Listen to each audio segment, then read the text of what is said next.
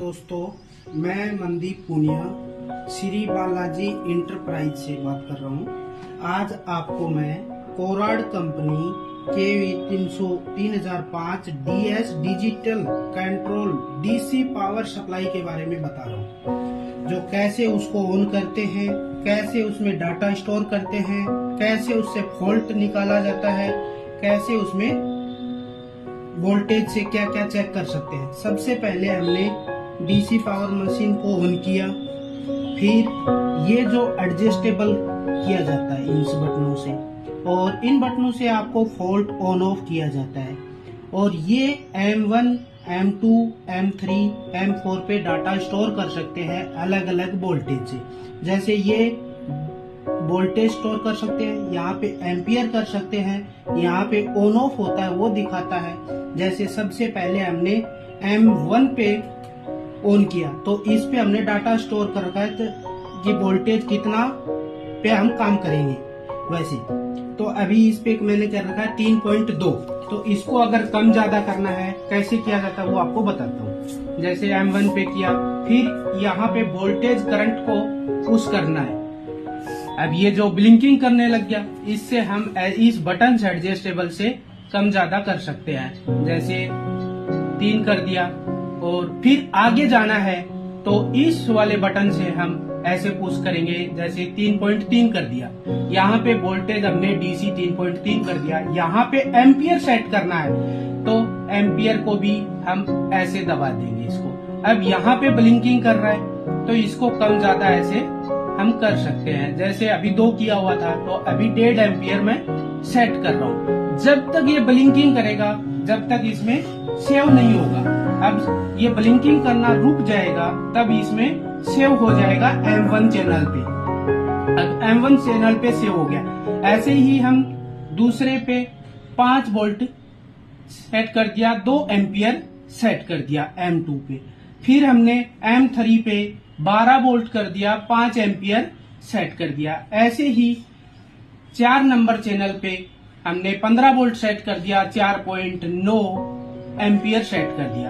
अब इसमें दिया हुआ M5 भी, तो अगर M5 पे हमें जाना है तो इसको M5 कर दिया, फिर तुरंत इस बटन एडजस्टेबल वाले बटन को घुमा देंगे। थोड़ा सा घुमाने के बाद हम अपने हिसाब से 16 भी कर सकते हैं, 10 भी कर सकते हैं। ऐसे 30 वोल्ट तक हमें इस मशीन को सेट कर सकते हैं और एम्पियर सेट कर सकते हैं। फिर हम जैसे आपको दिखाते हैं कि जब कोई काम करेंगे तो ये आ गया एम्पियर, ये वोल्टेज। तो आपको पहले मैं पंखा चालू करके दिखाता हूँ। जैसे पंखा का मैंने डाटा इसमें 12 वोल्टेज DC से चलता है तो M3 पे मैंने सेव कर रखा है ये तो, और 5 एम्पियर तक कर रखा है। अब मैं इसमें पंखे पे लगा के दिखाता हूँ आपको। जैसे ये पॉजिटिव वाली पॉजिटिव के साथ टच करना है हमें, और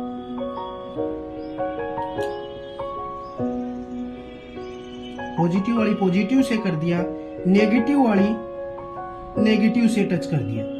अब ये तीसरी पिन जो पंखे की बजती है वो फीडबैक बजती है, वो MCU में जाता है। अब चालू नहीं हुआ तो यहाँ पे एक ऑन ऑफ का बटन दिया हुआ है, इसको ऑन करोगे तो चालू होगा। अब देखो मैंने चालू किया, सर्किट के अंदर से पंखा चालू हो गया। ऐसे हम पंखा चेक कर सकते हैं, सर्किट भी चेक कर सकते हैं। और अगर बाई चांस गलती से हमारे से किसी बटन पे हाथ लग गया, जैसे अभी हम M3 पे सेट कर रखा चैनल पे और गलती से हाथ लग गया M2 पे, तो क्या है कि ऑटोमेटिक ये DC पावर सप्लाई बंद हो गई गलती से लगने पे।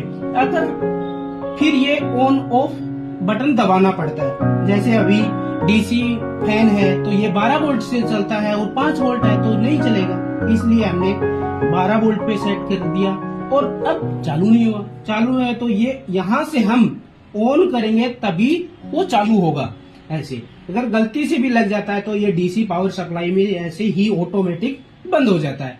ऐसे हम फॉल्ट भी, अगर कोई चीज ये पंखा जैसे शॉर्ट है तो हम उसको कैसे सोल्व करेंगे।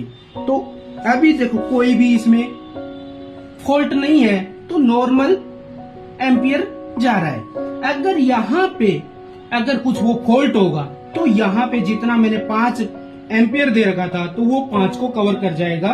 और इस लाइनों में जो 5 वोल्ट 12 वोल्ट की लाइन से जो कोई दिक्कत है वो शॉर्टिंग प्रॉब्लम में है तो उसको 5 एम्पियर तक इतना हीट के साथ हम चेक भी कर सकते हैं कि उसको लगा के, ऐसे लगा के, कैपेसिटर पे लगा के, रिले पे लगा के या कॉइल पे लगा के हम चेक कर सकते हैं कि वो कंपोनेंट गर्म हो जाता है और हमें पता चल जाता है कि ये पार्ट खराब है। ऐसे ही अब आपको मैं दिखाता हूं। जैसे ये टीट करने लग गया, अब बंद कर दिया। बटन तीसरा, जैसे इस पे ओवी लिखा हुआ है, ओसीपी लिखा हुआ है, एम्पियर लॉक लिखा हुआ है, तो अगर हम इसको ओसीपी कर देते हैं और इसको ऑन कर देते हैं तो जैसे ये कोई चीज अगर इस कंडीशन में वो फॉल्ट है तो ओसीपी दबाने के बाद क्या होता है कि वो ऑटो को है जो चीज फॉल्ट होगा या लाइन में फॉल्ट नहीं होगा तो वो तुरंत बंद हो जाती है। अब मान लो इसमें कोई फॉल्ट नहीं है तो वो लगातार एम्पियर चल रहा है। ऐसे आपको कोई फॉल्ट आता है तो वो आपको दिखाता हूँ, यहाँ पे पूरा एम्पियर चला जाएगा। जैसे हम मैं यहाँ से निकालता हूँ,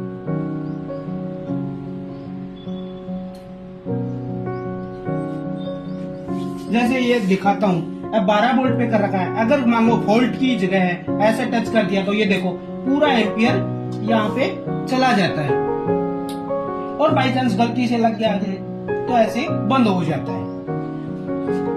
अगर कोई टेक्नीशियन को दिक्कत आती है तो हमारे वीडियो देख सकता है और हमारे चैनल को, यूट्यूब चैनल को सब्सक्राइब कर सकते हो और फेसबुक पेज को फॉलो कर सकते हो। और दिए गए नंबर हमारे स्क्रीन पे आप कभी भी बगैर झिझक फोन कर सकते हो, हम आपकी हेल्प करेंगे। और आपको कोई दिक्कत आती है तो आप कमेंट भी करके बता सकते हो, हम आपके लिए कमेंट में जवाब देंगे या फोन करके आपको रिप्लाई दे देंगे। और ये देखने के लिए धन्यवाद।